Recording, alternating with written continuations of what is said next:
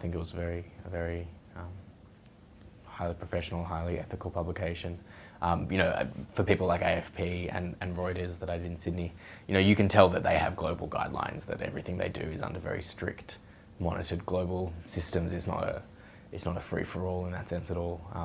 And the AFP office in Jakarta was no exception to that.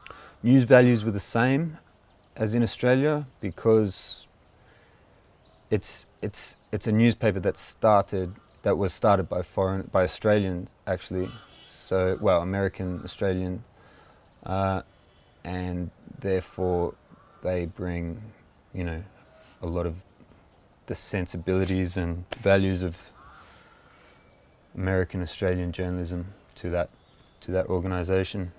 Well, I think Japanese probably a little bit more, I don't know if you would call it ethics, but they're more careful and cautious about their role, and privacy issues perhaps,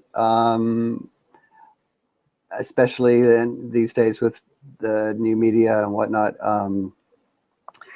I think we do a lot more, have more discussions over, is this appropriate to show this person's photo or release this person's name. I think there was a issue recently where a Japanese man was arrested in Syria, and they thought he was going to Islamic State. Anyway, we mosaicked his face and didn't mention his name, I think, in the early reports, whereas the Western media were showing his face and giving his name. So we would have had one interview where ethics would have been interesting, but actually a few, but they were all in Indonesian.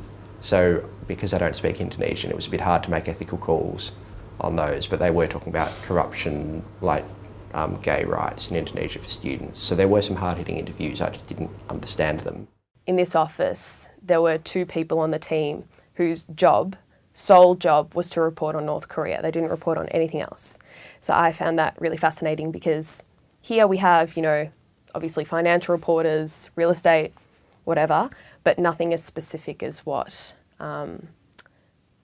these people were doing.